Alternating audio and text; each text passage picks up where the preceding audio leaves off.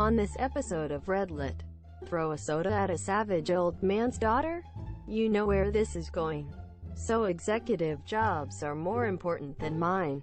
Even if I'm the one who makes this thing go, then pay me for staying in home. Management tries to fire me. I turn the tables. Redux. Throw a soda at a savage old man's daughter? You know where this is going. I feel like it would work better on a subreddit about grandparents, but I couldn't find one. So we're going with this instead, because I think it counts. This is a story my mother told me about my great-grandfather. Believe it if you want, but I promise I am not making this up on my own just for *ts and giggles. Before I begin the story, I need to set up just what kind of person my great-grandfather was. Simply put, my mother described him as a politically incorrect Archie Bunker. I never watched that show. I'm just going with it. He was a product of his time.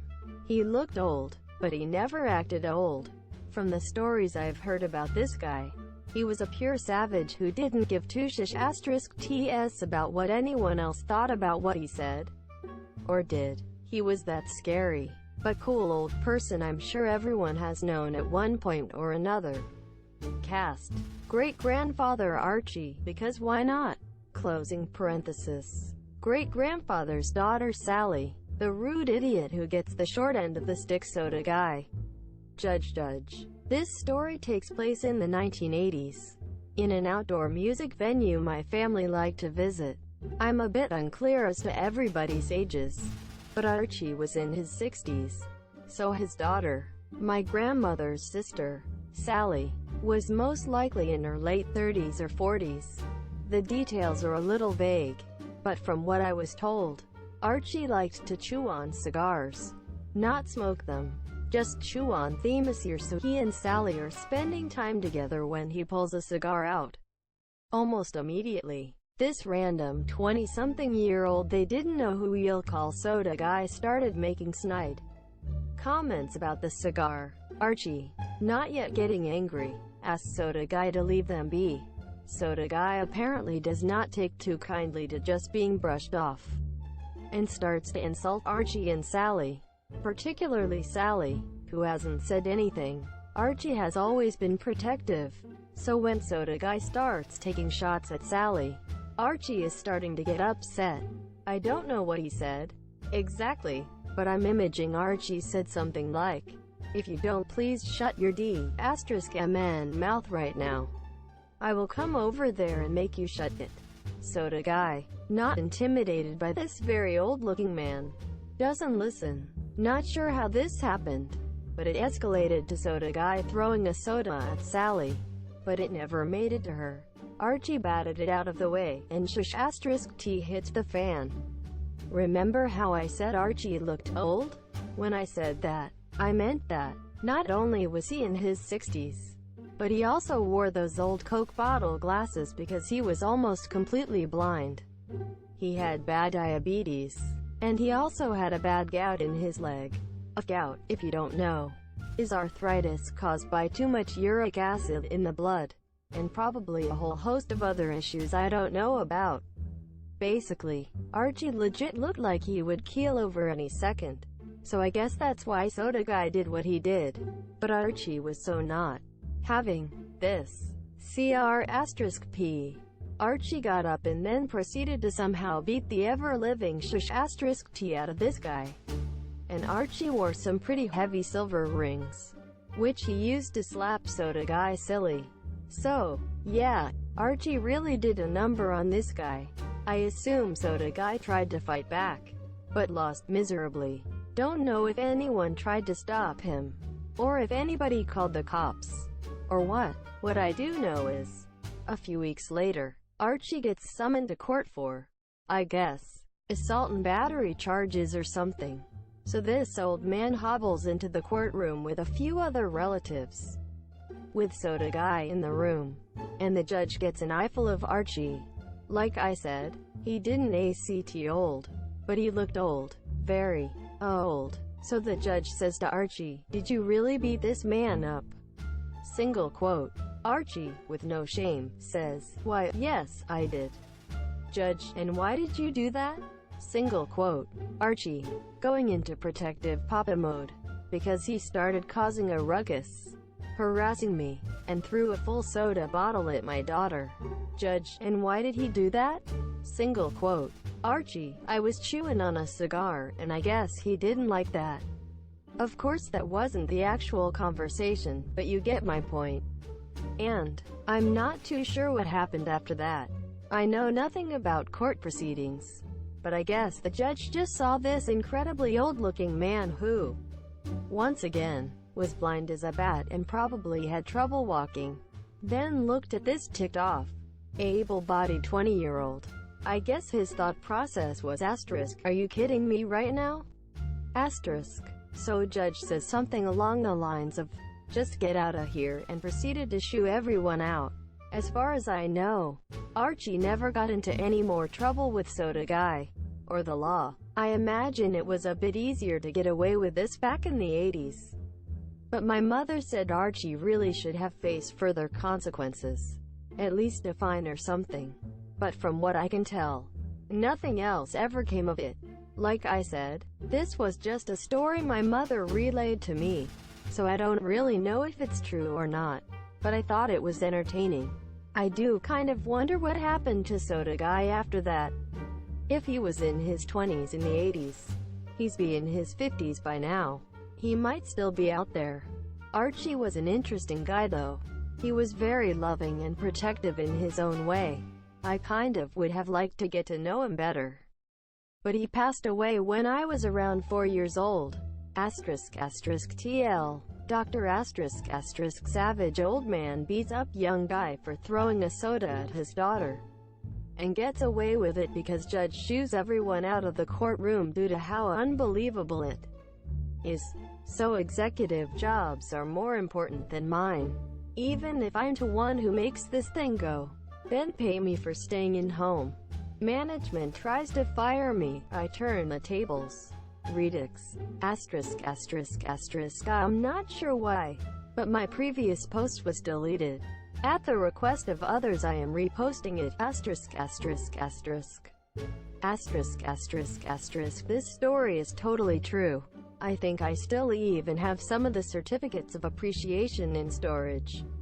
I am not sure why some find it so unbelievable that a person wouldn't keep files and act professional. I have no reason to lie. I just wanted to share a true account of how I was almost fired and turned the tables on a bad supervisor and manager. I had a manager try and fire me for being rude to a caller. The caller wanted us to call internationally to confirm insurance. I asked the current floor supervisor if we could and he said no. So I told the caller we couldn't.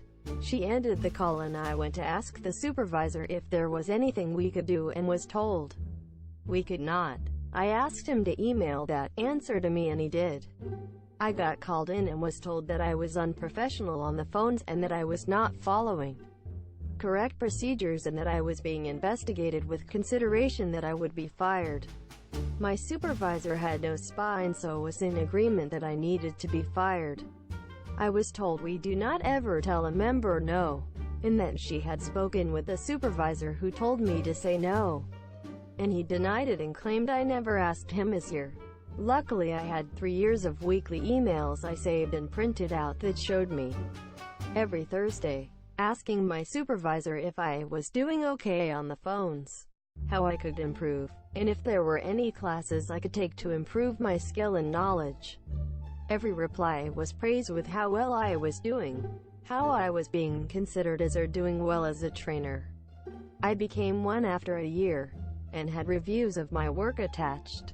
Every single QA review gave me 100% scores, and I was the only one on the whole team who consistently got 100% reviews.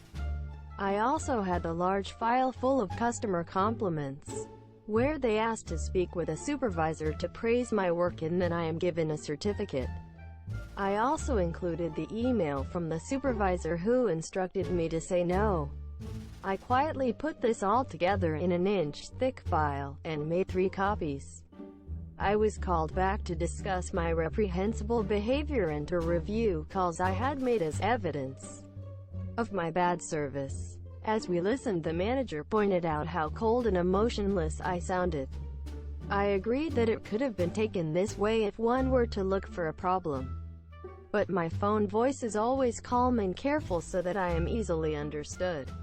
I have been told how much it is appreciated by our callers since we mostly deal with the elderly and doctors' offices, and they appreciated that my information was clearly presented, since misunderstandings can be very bad. I had customer compliments that often included appreciation for the way I spoke. 3 out of 5 of the calls we reviewed, she said, were the worst interactions she had ever heard. I said that was odd since I had a certificate for all 3 calls, signed by my supervisor and her, and certificates weren't given out until the call was listened to. The other 2 problematic calls were ones where I had received a 100% score by the QA department. So I asked, well, my supervisor is telling me weekly that I am doing the best on the team. The QA department is telling me I am always meeting 100% of my goals. And the customers are giving me positive reviews. So, if my attitude has been such a problem for so long, why wasn't it addressed before? No answer. I demanded to know why this issue was allowed to continue for so long. The manager asked me to return to my desk, but asked that I leave my folder of evidence for review, which I did. I went to lunch, and when I returned I was told there was a computer error that wiped my email profile and all saved emails from my email account, and my computer had been reformatted to fix the error. I asked the supervisor about it, and she said she needed to talk to manager. I was called in again and told that without any evidence to back up my claims of 100% QA scores in my customer appreciation certificates, they had no choice but to move forward. I asked where my printed copy went to, and manager claimed she didn't have it and that I had never given her a copy. So I pulled out another copy of all the paperwork and explained that deleting it off my computer didn't delete my copies, nor the copies she had no access to on the company cloud, which is where I backed up my information daily. Something that was so uncommon the supervisor didn't even know it was something we could do. I then asked for an HR representative, and manager said I waived my right to having an HR rep present when I didn't ask for one at the start of this mess. I said the matter should be put to rest, and manager said she was the one who decided this, as she was the one in charge. She also handed me a write-up and demanded I sign it. I took the time to read it, and of course it had me admitting that I was 100% at fault and that I would not retaliate in the slightest regardless of action. It wasn't even on the company's disciplinary form. It was written in Word. I was done. I decided to just go with the nuclear option. Instead of quietly trying to talk to HR, I went far above their heads. I grabbed the write-up and walked out. Manager went to stop me until she saw me walk into the office of the director of all the call centers in the company, a guy who was magnitudes above her and who I was on friendly terms with. He asked what was up, and I told him that manager was in the process of trying to fire me. I gave him the write-up and my folder of evidence, and he went from friendly disinterest to dead serious. 30 minutes later he finished reviewing everything and said, "Follow me." We returned to the manager's office, and she turned white when director told manager to call in supervisor in HR. He kept asking her what she was trying to do, why she was going after me, and why she felt it was okay to try and delete evidence from my computer. He never yelled. He would ask her a question and then patiently wait for an answer, which she couldn't give. Whenever she would bring me up or look at me, director would say something like, "No, don't look at him. You and I are talking right now." Quote, when supervisor arrived, he did the same to her. No answers, just stammering and half excuses. HR arrived and manager jumped to speak over me to give her side. Supervisor did the same once manager was done. They were clearly trying to run out the clock since HR was a small department and had blocked out time for meetings. I finally mentioned this and the HR person said that they had cancelled all other meetings today and she would be there as long as it took to get to the bottom of the issue. Manager looked enraged. Supervisor looked pale and terrified. I was then taken to a separate office to give my side. Manager said she had the right to be there and the director told her and supervisor that they had the right to sit there and wait. Both were told they were not to leave until he told them they could, because both were known to disappear and go home if any problems happened on the floor. HR, director, and I had a nice chat.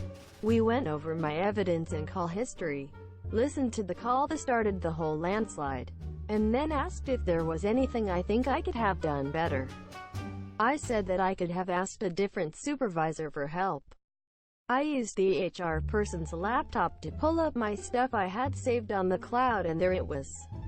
Document after document proving my side. Emails from supervisor. Emails from manager all praising me. Proof of my 100% QAs. Everything. Director was almost gleeful that he finally had something concrete because there had been complaints about the manager and supervisor, but those complaining never did anything. He called the QA manager in and got a statement about my QA scores and how I was professional 100% of the time, and pulled in supervisors from other teams who confirmed I was a pleasure to work with and always went above and beyond to help. It felt pretty good to know I was actually appreciated by people who matter. You don't get that often in a call center environment. They agreed I had done nothing wrong and asked that as far as they were concerned the matter was closed for me, but they would be looking into manager and supervisor. They couldn't tell me anything officially, of course. Manager and supervisor got official disciplinary actions with threat to terminate if they were caught doing this again, ever. The supervisor was demoted and transferred out of the department completely. I heard that it basically ruined her career with the company since the actions were so serious. Manager ended up moving to a different office at lower pay and about 40 minutes farther from her home because her actions against me opened the floodgates against her and she could be fired or take the far worse position. She ended up quitting after about a month. Why did supervisor and manager decide they hated me? I don't know exactly what caused it, but apparently they had problems with me for a couple years, and would talk to other employees about me behind my back about what a lazy and bad employee I was. Of course some people agreed. That's the nature of the beast. But it was rewarding to know that most of them disagree. Keep your paper trail, folks, and be friendly with upper management.